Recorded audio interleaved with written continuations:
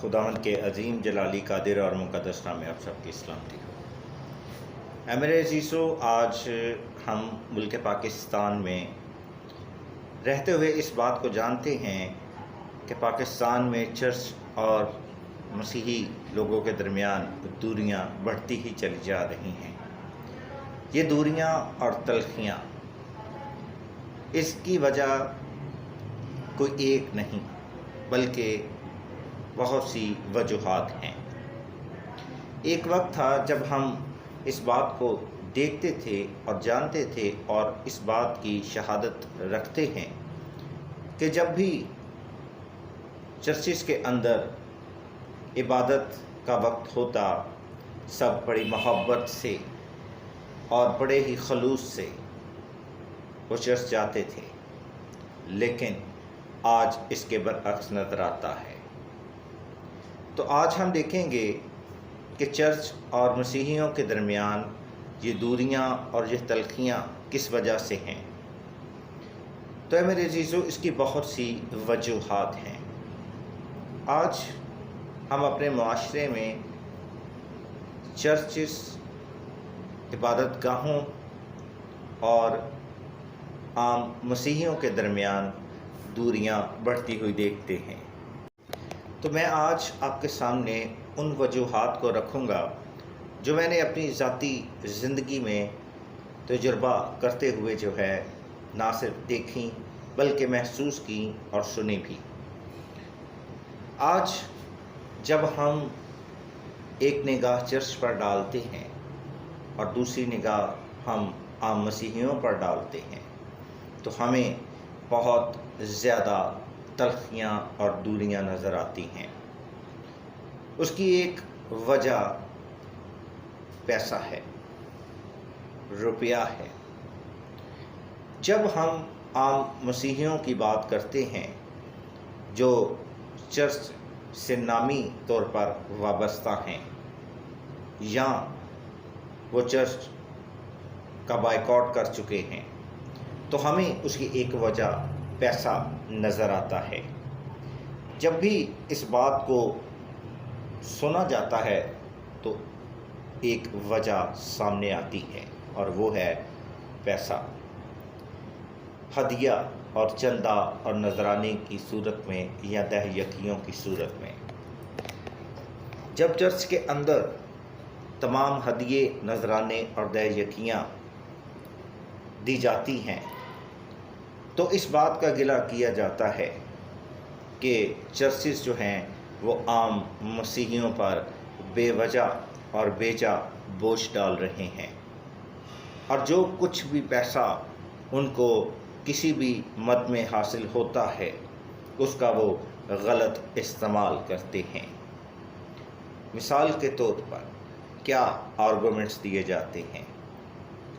Arguments یہ دیے جاتے ہیں کہ جو پیسہ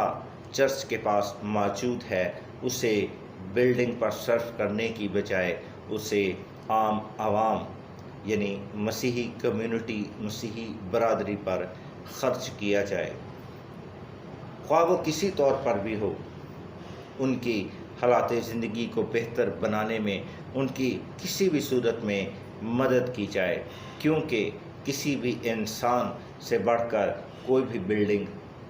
خواہ وہ چرچ بلڈنگ ہی کیوں نہ ہو، نہیں ہو سکتی۔ تو اے میرے عزیزو،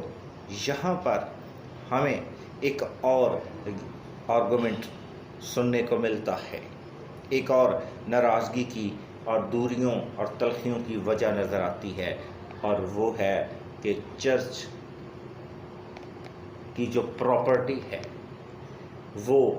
ہمیشہ سے جو ہے وہ کسی نہ کسی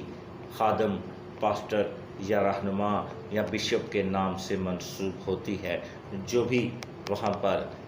جو ہے مین لیڈر ہے، جبکہ چرچ کی ملکیت جو ہے وہ کلیسیا یا جو بھی ان کی گورننس باڈی ہے، مینجمنٹ ہے، اس کے نام پر ہونی چاہیے، بزرگوں کے نام پر ہونی چاہیے، کیونکہ چرچ پر لگنے والا بے تحاشا پیسہ جو ہے وہ کسی ایک خاص شخص کی ملکیت جو ہے وہ ٹھہرانے سے بہتر یہ ہے، یا کسی ایک شخص کو بڑھ چڑھ کر جو ہے رتبہ دینے کی بجائے جو ہے ہمیں کلیسیا پر یہ ذمہ داری ڈالنی چاہیے۔ کلیسیا جو ہے اس کی ملکیت ہونی چاہیے جو بھی چرچ بلڈنگ ہے، تاکہ جو بھی پاور ہے، جو بھی طاقت ہے، جو بھی اختیار ہے، وہ کسی ایک خاص شخص کے سپرد کرنے کی بجائے جو ہے وہ اسے ڈیوائیڈ کرنا چاہیے، اس کی تقسیم ہونی چاہیے۔ تو میرے عزیزو، دوسری اہم وجہ بے اطمینانی ہے، اعتماد کا نہ ہونا ہے۔ بیجا وجوہات میں جو دوریوں اور تلخیوں کی وجوہات ہے، ان میں سے ایک وجہ بے اعتمادی یا بے اطمینانی ہے، یا یقین کا نہ ہونا ہے، اعتماد کا نہ ہونا ہے۔ بہت سے مسیحی قوم کے لوگ ہمیشہ اس بات کا گلہ کرتے ہوئے نظر آتے ہیں اور سنائی دیتے ہیں کہ چرچ کے خادمین یا جو بھی چرچ کا رہنما ہے، مبشر ہے، ڈیکن ہے، ایلڈر ہے، خواہ وہ کوئی بھی ہے، وہ ہمیشہ سے انہیں جو ہے نظر انداز کرتا ہے۔ کس موقع پر؟ جب وہ کتاب مقدس کے متعلق ان سے سوالات پوچھتے ہیں تو وہ انہیں نظر انداز کرتے ہیں یا آئیں بائیں شائیں کر کے نکل جاتے ہیں۔ اور اس کی ایک اہم وجہ جو ہے وہ وقت کا نہ ہونا ہے۔ اور یہ بات سننے میں تو بہت معمولی سی لگتی ہے، لیکن ان لوگوں کا کہنا ہے جو چرچ کو چھوڑ چکے ہیں یا ان کے اور چرچ کے درمیان دوریاں بڑھ رہی ہیں، ان میں ایک وجہ یہ بھی ہے کہ وہ اپنے لوگوں کو وقت نہیں دیتے، بلکہ روایتی طور پر گیت، زبور، کلام، دعا، گاڈ بلیس یو کے الفاظ استعمال کر کے جو ہے وہ اپنا چندہ وصول کر کے نکل جاتے ہیں۔ اسی طرح طرفداری بھی ایک اہم وجہ ہمیں نظر آتی ہے۔ بہت سے ناقدین کا کہنا ہے کہ چرچ جو ہے وہ ہمیشہ اس معاملے میں طرفداری کا کام لیتا ہے، خواہ وہ کسی طور پر بھی ہو۔ وہاں امیر اور غریب کے لیے الگ معیار مقرر ہے۔ امیر کی طرفداری کی جاتی ہے، اسے وقت بھی دیا جاتا ہے، اس کے لیے ہر دم ہر خیمہ پیش رہا جاتا ہے، لیکن اس کے مقابلے کسی بھی غریب شخص کو نہ تو وقت دیا جاتا ہے اور نہ ہی کبھی اس کے کہنے پر یا بلانے پر انہیں وقت دیا جاتا ہے۔ تو اے میرے عزیزو، ناقدین کے مطابق جو تنقید کرتے ہیں، جو چرچ سے باغی لوگ ہیں، وہ ہمیشہ سے ایک وجہ تفرقہ بازی کو سامنے رکھتے ہیں۔ ان کا کہنا ہے کہ چرچ جو ہے وہ تفرقہ بازی کو پروموٹ کرتا ہے، وہ نفرت انگیز رویے کو لوگوں کے اندر ٹرانسفر کرتا ہے، وہ ڈیفرنٹ ڈینومینیشنز کے درمیان جو ہے وہ نفرت انگیزی کو جنم دے رہا ہے، اسے پھیلا رہا ہے، اسے پروموٹ کر رہا ہے۔ اور نہ ہی یہ بلکہ بہت سے ایسے چرچ ہیں جن کے خادمین جو ہیں وہ ہم ایمان اور ہم عقیدہ ہوتے ہوئے بھی کسی ایک گھر میں ایک دوسرے کی موجودگی کو برداشت نہیں کرتے، اور یوں جو ہے ان کے درمیان ہمیں مسیح کی محبت نظر نہیں آتی، یعنی وہ چرچ جو ہے وہ مسیح کی محبت سے ہمیں خالی نظر آتا ہے۔ اسی طرح سے ایک اور وجہ چرچز کا دھمکی آمیز رویہ ہے۔ لوگوں کا کہنا ہے کہ اگر کسی چرچ کو چھوڑا جائے یا متواتر وہاں پر نہ جایا جائے تو ہمیں نکاح نہ پڑھنے کی دھمکی دی جاتی ہے، ہمیں اس بات کا احساس دلایا جاتا ہے کہ نکاح نہیں پڑھا جائے گا۔ اگر کسی بھی چرچ کے پاس جائیں جہاں پر کبھی نہ گئے ہوں تو وہ بھی ہمارا نکاح پڑھنے سے اجتناب کرتا ہے، اور اگر کسی چرچ میں ہم جاتے رہیں لیکن ہم کسی اور رہنما سے نکاح پڑھانے کی درخواست کریں، گزارش کریں، تو دونوں ہی ناراض ہو جاتے ہیں۔ ایک ہم سے لا تعلقی کا اظہار کرتا ہے اور دوسرا ہمیں نکاح پڑھنے کی دعوت نہ دینے پر جو ہے وہ ناراض ہوتا ہے اور دھمکی آمیز رویہ اختیار کرتا ہے۔ جبکہ تیسرا پہلو جو ہے وہ یہ ہے کہ کسی بھی پاسٹر کو زیادہ پیسے دے کر نکاح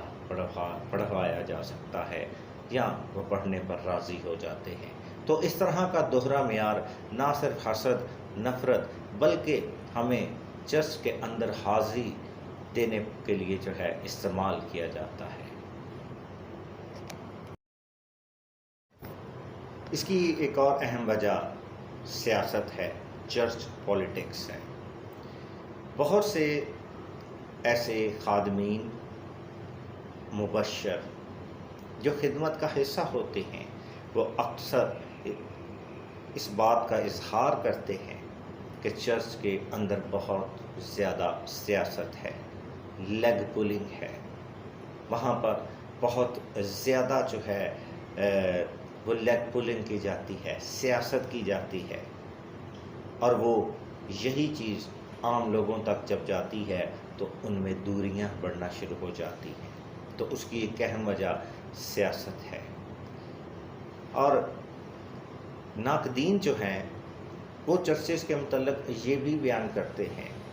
کہ آج چرچز کی تعداد کا بہت زیادہ ہونا بیداری کو نہیں بلکہ اس بات کو ظاہر کرتا ہے کہ یہ سب ایک دوسرے سے لڑ کر الگ ہوئے ہیں، اور یوں چرچ کی بنیاد حسد اور نفرت پر ہے۔ ایک اور اہم وجہ جو دوریوں اور تلخیوں کا باعث ہے وہ علم سے تعلق رکھتی ہے۔ ناقدین کا کہنا ہے، چرچ سے باغی لوگوں کا کہنا ہے جن کی چرچ سے دوریاں اور تلخیاں بڑھ چکی ہیں، ان کا کہنا ہے کہ چرچ کے اندر یا کسی بھی مقدس محفل کے اندر کسی بھی صورت میں کم علم اور ناسمجھ شخص کو ترجیح حاصل ہوتی ہے اور وہی قابل عزت ہوتا ہے، لیکن جیسے ہی وہ کم علم اور ناسمجھ باشعور ہوتا ہے، چرچ کے لیے وہی شخص سب سے خطرہ بڑا بن جاتا ہے اور اسے نکال دیا جاتا ہے۔ تو اے میرے عزیزو، یہ چند وجوہات ہیں جو میں نے آپ کے سامنے رکھی ہیں۔ جو کچھ میں نے سنا اور دیکھا اور جو کچھ سمجھا، میں یہاں پر کسی کو سچا یا کسی کو جھوٹا کہنے نہیں آیا، میں یہاں پر کوئی اپنا فیصلہ نہیں سنا رہا۔ آج اس ویڈیو کا مقصد صرف ان چند نکات کو آپ پر واضح کرنا ہے، آپ کو آگاہ کرنا ہے کہ یہ وجوہات ہیں، چند وجوہات ہیں جو میں نے آپ کے سامنے رکھی ہیں، جو چرچ اور عام مسیحیوں کے درمیان دوریوں اور تلخیوں کی وجہ ہے یا اس کا باعث ہے۔ اے میرے عزیزو، آج ہمیں چرچز میں 75% ہمیں خواتین اور 25% مرد حضرات نظر آتے ہیں، اور اس فرق کی سب سے بڑی اور اہم وجہ ہمارا پیشہ ہو سکتا ہے۔ اے میرے عزیزو، آج اس کے مقابلے میں چرچ کا رویہ جو ہے وہ ہمیں ڈس پوائنٹ کرنے والا ہے۔ چرچ ان تمام باتوں کو اگنور کر رہا ہے، اور اس کا نتیجہ کیا ہے؟ نتیجہ صرف اور صرف یہ ہے کہ ہم 20% روحوں کو بچاتے بچاتے ہم 80% روحیں جو ہیں وہ ضائع کر دیتے ہیں، اور یوں خدا کی بادشاہت، آسمان کی بادشاہت کی وسعت کو بڑھاتے بڑھاتے ہم شیطان کی بادشاہت کو بھی وسیع کرنے کا سبب بن جاتے ہیں، کیونکہ بہت سے ایسے خادمین چرچز جو ہیں، بہت سے ایسے واٹس ایپ مسیحی گروپس جو ہیں، وہاں پر یہ بات ہمیں دیکھنے کو ملتی ہے، اور یہ بات دیکھی بھی گئی ہے کہ بہت سے ایسے چرچز اور خادمین ہیں، جب ان سے ایسے لوگوں کے متعلق بات چیت کی جاتی ہے تو وہ انہیں شیطان کے پیروکار کہہ کر جو ہے وہ آگے بڑھ جاتے ہیں۔ وہ کہتے ہیں ہمیں ان پر وقت ضائع نہیں کرنا، ہمیں خدا کا کام کرنا ہے، جبکہ خدا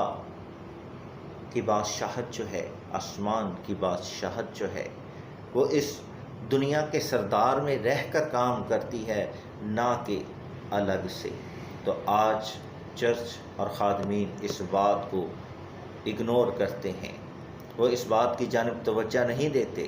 وہ ایسے لوگوں کو باہر نکالنے کے لیے بالکل بھی سنجیدہ نہیں ہے۔ وہ ان دوریوں اور تلخیوں کو کم کرنے کے لیے نہ تو اپنی اصلاح کرنا چاہتے ہیں، اور نہ ہی جو ہے